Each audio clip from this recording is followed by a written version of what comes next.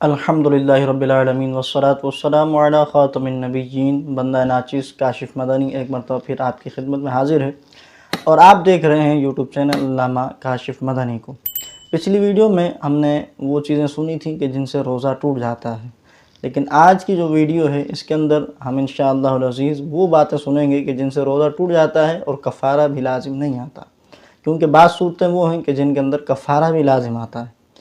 تو اس پر ہم ایک الگ سے ویڈیو بنائیں گے کہ وہ صورتیں کون کون سی ہیں کہ جن سے کفارہ بھی لازم آتا ہے، اور کفارے کی جو ہے وہ کیا صورت ہوتی ہے، کتنا کفارہ دینا ہوگا، یہ انشاءاللہ ہم نیکسٹ ویڈیو میں، اگلی ویڈیو میں سنیں گے۔ اس ویڈیو میں ہم وہ باتیں سنیں گے کہ جن سے روزہ ٹوٹ جاتا ہے مگر کفارہ لازم نہیں آتا۔ اس میں سب سے پہلا مسئلہ یہ ہے کہ اگر جو ہے وہ بندہ یہ گمان کر کے کھاتا پیتا رہا کہ ابھی تو صبح نہیں ہوئی ہے، اور یا جماع اس نے کیا کہ صبح نہیں ہوئی، رات ہی چل رہی ہے، لیکن بعد میں پتہ چلا کہ صبح ہو چکی ہے، تو اس صورت میں اس کا روزہ تو نہ ہوا، روزہ تو ٹوٹ گیا اس کا، لیکن صرف قضا لازم ہوگی، کفارہ لازم نہیں ہوگا۔ اسی طرح روزے کی حالت میں کسی کو جو ہے وہ مجبور کیا گیا کھانے پینے پر، اسے شریعت کی اصطلاح میں اکراہ کہتے ہیں، اکراہ شرعی، یعنی کسی نے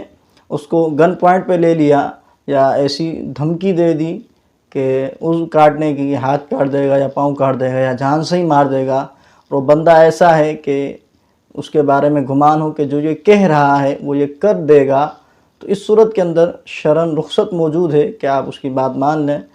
تو گناہ گار نہیں ہوں گے، لیکن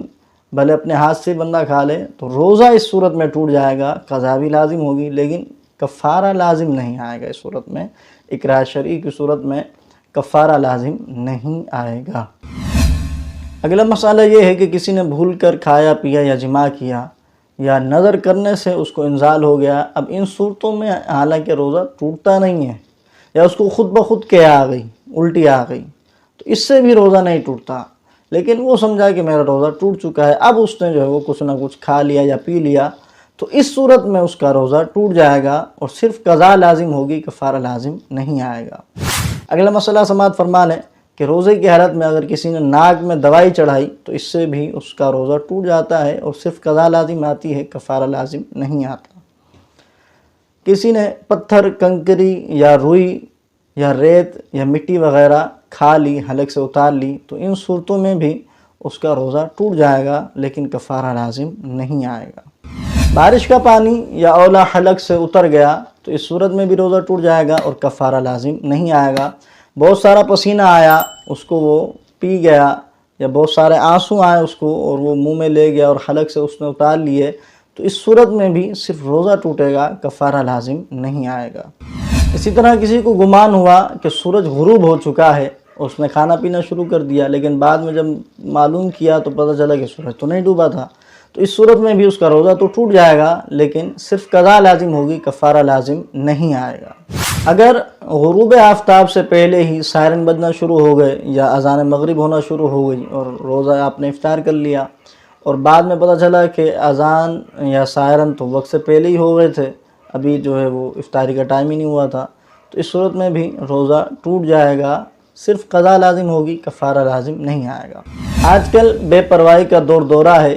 ہر ایک کو اپنے روزے کی خود حفاظت کرنی چاہیے۔ ریڈیو، ٹی وی، بلکہ مسجد کی اذان پہ بھی اپنا جو ہے وہ دار و مدار نہ رکھیں، بلکہ صحیح وقت کی معلومات آپ کو ہونی چاہیے، اور درست ٹائم پر آپ گھڑی دیکھ کر جو ہے وہ سحری بھی کریں اور افطاری بھی کریں تاکہ آپ کا روزہ سیو ہو جائے۔ عبادت تو ہم کر رہے ہیں، آلریڈی کر رہے ہیں، اگر 2-4 منٹ کی احتیاط ہو جاتی ہے، بندہ ٹائم دیکھ لیتا ہے، تو اہتمام کے ساتھ اگر عبادت کریں گے تو انشاءاللہ لطف بھی آئے گا اور تسلی بھی ہوگی کہ ہاں جی میرا روزہ ہے۔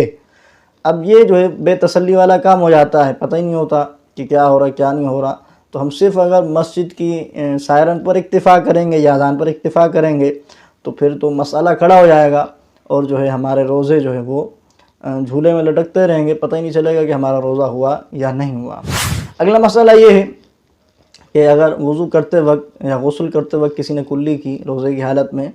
اور روزہ دار ہونا اس کو یاد ہے اور پانی حلق سے اتر جاتا ہے یا ناک میں پانی چڑھا ہے اور پانی دماغ کو چڑھ جاتا ہے،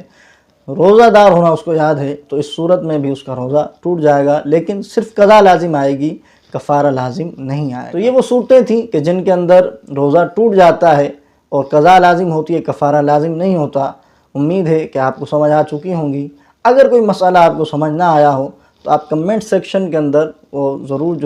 لکھ دیں گے، تو انشاءاللہ اس کا جواب آپ کو ہو سکتا ہے کمنٹ میں مل جائے اگر مختصر بات ہوئی، اور اگر طویلی بات ہوئی، تفصیلی بات ہوئی، تو انشاءاللہ پھر اس کے لیے آپ کے لیے ایک ویڈیو بنا دی جائے گی. آپ اس کو دیکھ لیجئے گا اور اطمینان انشاءاللہ آپ کو ہو جائے گا. اب تک کے لیے اتنا ہی. ملتے ہیں اگلی ویڈیو میں، اور اگلی ویڈیو ہماری ان باتوں پر ہوگی، ان چیزوں کے بارے میں ہوگی کہ جن کے کرنے سے روزہ بھی ٹوٹ جاتا ہے، قضا اور کفارہ دونوں لازم آتے ہیں. تو انشاءاللہ وہ نیکسٹ ویڈیو میں بیان کیا جائے گا. اپنا خیال رکھیے گا اور اپنی نمازوں کا بالخصوص رمضان مبارک میں بھی خیال رکھیں. اس کے بعد پورا سال ہی نمازیں تو فرض ہیں، تو وہ تو ہم نے پڑھنی ہی ہیں. روزے فرض ہیں، صرف ایک مہینہ 30 دن یا 29 دن یہ ہم نے اتنے ہی رکھنے ہوتے ہیں، لیکن اس کے بعد نمازیں تو پورا سال فرض ہیں. تو اس کی حفاظت آپ نے نہ صرف رمضان مبارک میں بلکہ پورا سال ہی کرنی ہے. اپنا خیال رکھیے گا. السلام علیکم ورحمۃ اللہ وبرکاتہ.